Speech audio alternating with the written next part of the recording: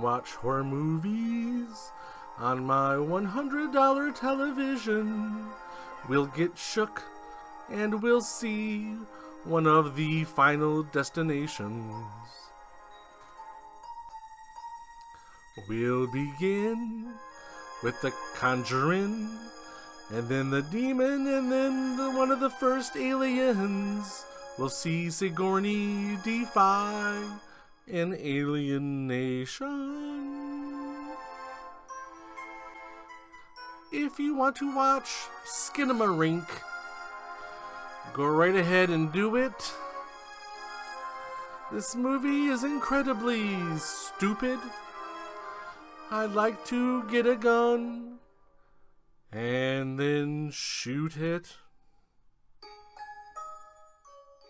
Chuckloaf back again, 1200 Films Podcast. Hope you enjoyed that musical intro. I spent a good 8 to 10 minutes working on it. 6 minutes writing the lyrics and then 2 minutes recording it. So, yes, Rotten Tomatoes has a list of the top 200 horror films, and The Exorcist is 126 on this list. That means your list is garbage. Hi, kitty.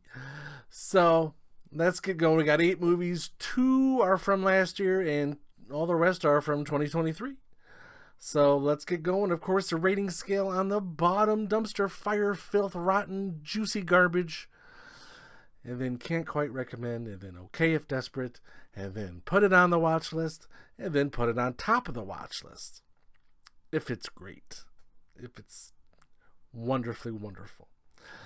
Let's start going. Does that make sense? Let's start. Yes, let's going start. 2022 Artic Void. This got a 4.7 on IMDb. So, these people are going on an Arctic expedition on this little ship, and then all of a sudden, most of them just vanish. Poof, gone. So the remaining people got to figure out, okay, what's going on? What do we do? We're stuck in this boat. And some of the special effects are like Sci-Fi Channel bad, like Sharknado bad.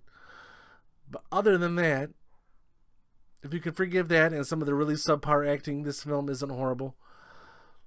Okay, if desperate, it's something. It's not, I would like to see them put some effort into it. Next, 2023 Knock at the Cabin. It's got a 6.1 on IMDb. M. Night Shyamalan. I will say this is definitely one of his better movies in many, many years. And it's not really great. It's just pretty good, but still, Jesus. Shyamalan has struck out swinging so many times, and yet is still allowed to make movies. But I guess if you can make him as good as Knock at the Cabin, then I guess we can forgive. Although it's going to be a long time before I forgive anyone or anything involved with The Happening. Wow. Mark Wahlberg should be ashamed. He should apologize. But this movie, you can't really explain a whole lot without giving it away, but 4 people showing up at your cabin in the woods has never been so epic, I guess, to put it that way. Yes, definitely a very good film. Put it on your watch list. I think there's about 7 people in the world that have not seen this film yet, so for those 7 people, check it out. Next one. For 2023, it was technically released in 2022, but it wasn't available widely until 2023, so I'm counting it as this year's film. This is Sorry About the Demon. This got a 4.9 on IMDb. This is a comedy horror. So this family has a demon infestation in their house. So what do? Rent it out. You let someone else deal with it. Maybe they'll do better with it than you did. So that's exactly what happens. So this guy rents out this house that's infested with demons. And yeah, things things pick up from there. It had probably 2 or 3 really good laughs. The premise is entertaining and funny. I don't know if I could put it any higher than okay if desperate. It's not Tucker and Dale. It's not Attack the Block, but it's a passable comedy horror. Next, we have 2023, The Artifice Girl. This movie's gotten a lot of buzz. They got a 6.6 on IMDb. It's always good when filmmakers can do a lot with nothing, but there's a little too much nothing in this film. There's a lot of dialogue, and there's like 3 scenes. There's like 3 scenes.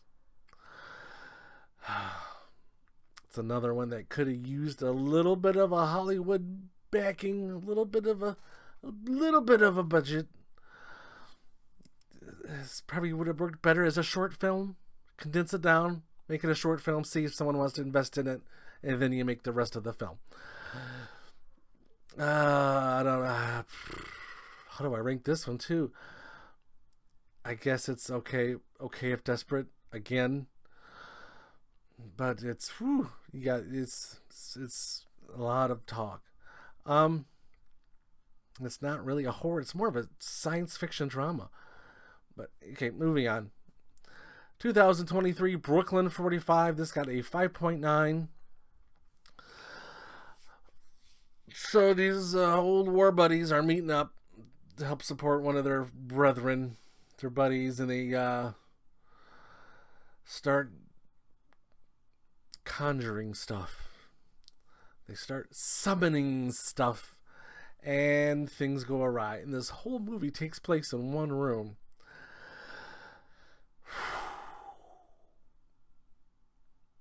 And again, like Artifice Girl, it's a good idea. This probably would have worked better as like a stage play. You put some funky little stage effects together and some whatever, and then you got a fun little stage play. As a full-length feature film, no. Can't quite recommend this. 2 points for effort, though. Next one, 2023 First Contact. It's got a 5.4. Another one I found randomly strolling around Amazon is like, oh, that looks interesting. Low budget, but the premise was interesting. So these 2 kids, these 2 siblings, their father just passed away. And as they're rummaging through his stuff, as kids do when their parents pass, they found that he had some connection with some alien visitors, and they began to poke around with the stuff and all these devices, and then things go from there. Then there's a parallel storyline of this guy who's been inhabited by one of the alien creatures, and he's slowly transforming into one of them. And that's almost more interesting than the other storyline. But it's still just one of the reviews I looked at said it's underwhelming, and that's what this is. Underwhelming. Fun idea. Okay if desperate. Now, usually I put the best movie for last, but there's a movie that's almost as good that I kind of want to push. So I'm going to save that's kind of under the radar that I kind of want to push. The movie that is the best of this 8 is a film most everyone knows called The Menu. So I'm going to cover that movie now and then give the other movie the feature review. So 2022 The Menu. I think I'm one of the last people to see this damn film. It's got a 7.2. It deserves a 9.2 in my opinion. Wonderfully done, wonderfully thought out, very intellectual, but yet still fun and well paced. You don't find that in a lot of modern pictures, especially ones that have a thriller, horror, suspense undertones, you know? So, and a great cast. Holy Jesus.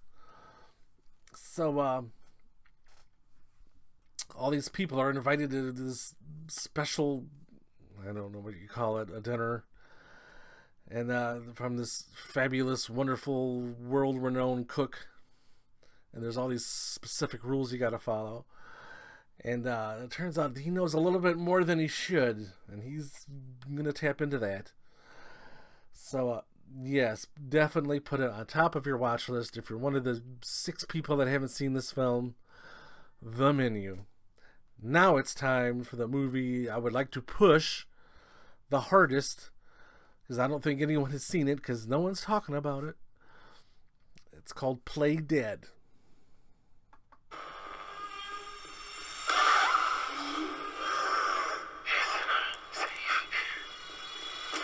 The coroner, he's keeping people alive. And selling their organs. I do not like uninvited guests.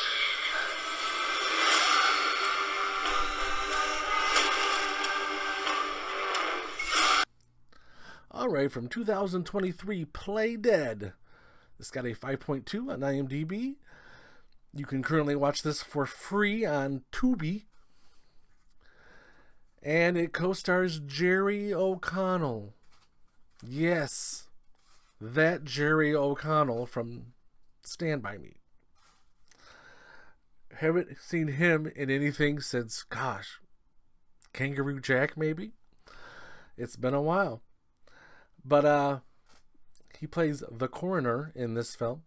And the coroner has a lot of what's that's called side hustles that involve human organs. So this chick needs to sneak into the coroner's office to steal some evidence out of whatever from wherever, and so she has to lurk around with the coroner still there, and so there's a lot of, it's one of those high suspense movies that also does have its fair share of gore, as you can expect with someone that's harvesting organs. But yes, well made, fast paced. It doesn't slow down very much for very long. It's still a 2023 movie that stars Jerry O'Connell, so you can't really expect The Menu. But still, I found this kind of as a surprise, and I was very impressed. So I would put this on your watch list. Don't put it on top. Check it out when you get to it. It's worth a viewing. Play Dead. Ka-ching, ka-ching. So on the next one, we got some doozies. She Came from the Woods, Dead Stop. These are really 2-cent movies. And then we have some better ones. The new VHS movie, VHS 85. One called No One Will See You, which is getting some buzz. It's a Hulu film. And then Werewolf by Night is a Marvel horror film. It's only like an hour long too. It's like, this is it. Then another movie getting a lot of buzz, The Angry Black Girl and Her Monster. Okay. And we'll finally watch Stephen King's The Boogeyman. That finally made its way to one of my streaming services because I'm not paying $8.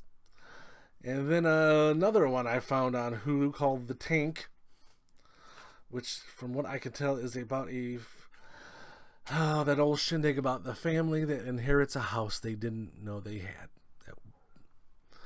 That's in the middle of nowhere and has got all kinds of, let's say, issues. So we're gonna watch that. Should be loads of joy. So until the next episode, au revoir.